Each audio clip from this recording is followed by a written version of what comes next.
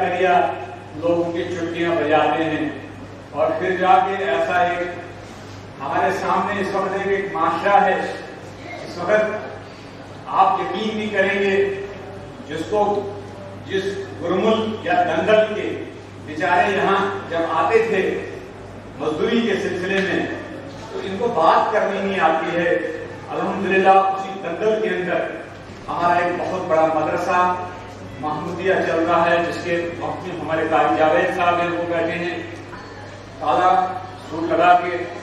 تو الحمدللہ گرمل سے ہمارے یہ مفتی ذاکر صاحب جنہوں نے رحیمیہ بانڈی پورہ میں مفتی نذیر صاحب کی سرپرستی میں الحمدللہ میں نے ان کو خصوصی وہاں جب بھی میں مفتی صاحب کے پاس جاتا تھا میں مفتی صاحب کو کہا مفتی صاحب حضرت ہمارا ایک نوجوان آپ کے پاس ہے، اگر آپ اس علاقے میں جائیں گے اس کی حالت دیکھیں گے، یہ آپ کے پاس امانت ہے.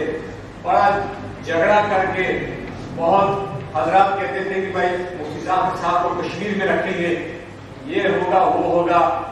ہم نے الحمدللہ جا کے وہاں جتنا جھگڑا کیا ہے اس کا حضرت یہ نہیں ہو سکتا، ہم پہلے ہی لاوارث ہیں، ہمارے پاس کوئی عالم نہیں ہے، ہمارے پاس مفتی نہیں ہے، ہمارا کوئی بیچارہ کوئی مسئلہ پوچھنے کے لیے آتا ہے تو اس کو کوئی مسئلے کا صحیح جواب نہیں ملتا ہے.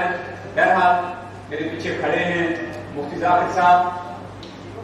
تو جبھی مولانا رئیس صاحب نے میرا تعارف کرایا مجلس تحفظ ختم نبوت اور مجلس تحفظ سنت. دراصل اگر آپ سنیں گے آپ مجھے جانتے ہیں میں اسی شہر کا ہوں، میں ڈرائیور ہوں. تو میں علماء کرام کو کہتا ہوں کہ میں اصحاب کہف کو پڑھتا ہوں. اصحاب کہف سے نا صالحین کی ایک جماعت تھی، وہ اپنا دین بچانے کے لیے ایک غار میں پناہ لی تھی انہوں نے، مگر ان کے ساتھ ایک کتا بھی تھا.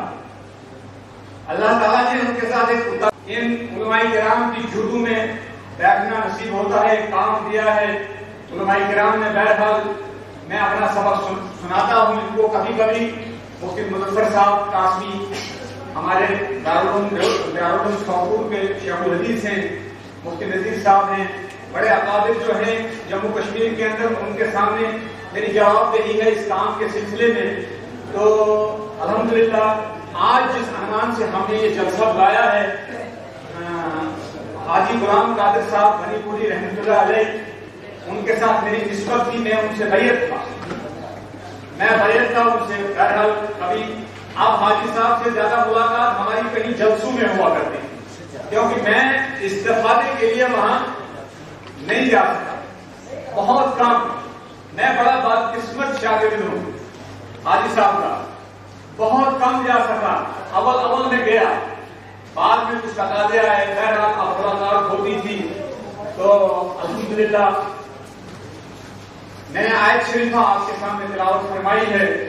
تو آج اسی عنوان سے مجلس تحفظ ختم نبوت اور مجلس تحفظ سنت کے زیر اہتمام ہم نے ایک تعزیتی اجلاس یہاں پر ڈوڈا کے اندر رکھا اور اس سلسلے میں مولانا نذیر صاحب کو میں نے تکلیف دی.